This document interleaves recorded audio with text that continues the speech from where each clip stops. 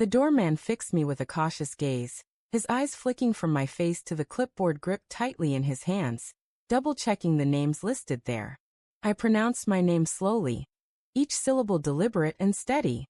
He studied the page again, his forehead creasing.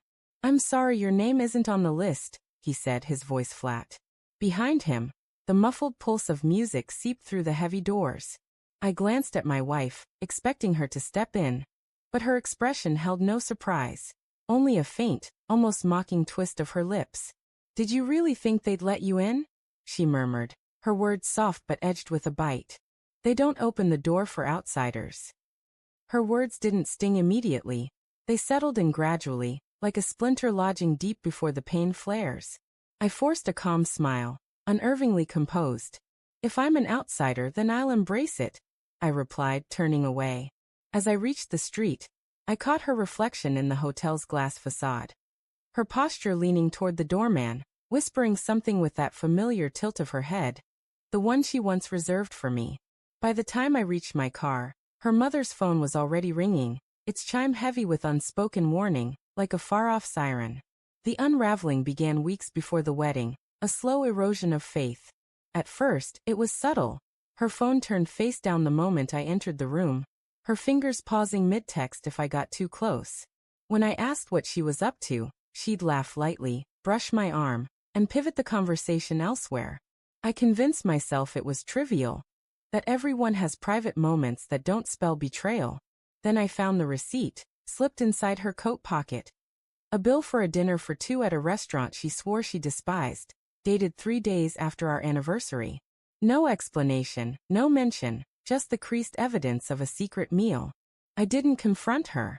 Questions would only invite lies, and I craved the truth, the kind that emerges when it believes no one is watching.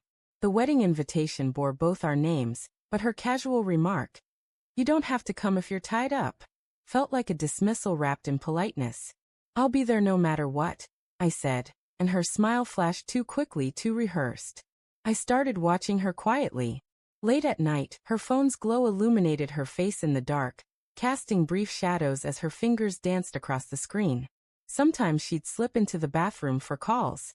One night, I followed, hovering outside the door, catching her laugh.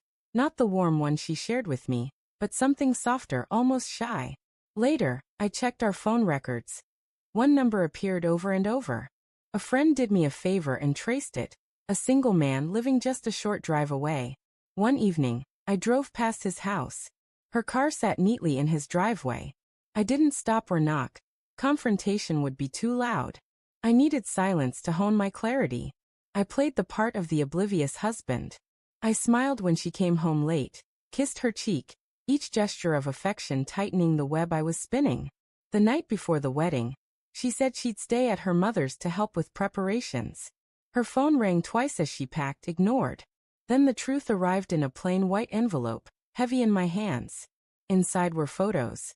Her standing too close to him, leaning across a table with a smile I hadn't seen in years, kissing him in the parking lot of that restaurant she claimed to loathe. I studied them for hours, feeling no rage, no heartbreak, just a cold certainty. At the hotel, when she declared I wasn't invited, everything clicked. She wasn't shielding me from them. She was hiding them from me. She thought she'd locked me out, but the photos weren't with me. They were already elsewhere. Halfway through the reception, her mother's phone began to ring. Once, twice, 3 times. She ignored it at first, then glanced at the screen. Her expression would shift. I didn't need to see it to know. A pause, a frown, then the phone pressed to her ear. My pre-recorded voice would play. "Check your email. Look closely. Then ask your daughter where she was on your anniversary." The email held everything. Every photo, every timestamp, every lie captured in crisp detail. Her mother would rise, turn to my wife, and ask the question. My wife, still dressed in festive attire, would feel the ground tilt beneath her. The music would play on, but the room's warmth would vanish, laughter fading in throats. She'd look for me, finding only emptiness. I was already driving into the night, the road stretching dark and endless before me.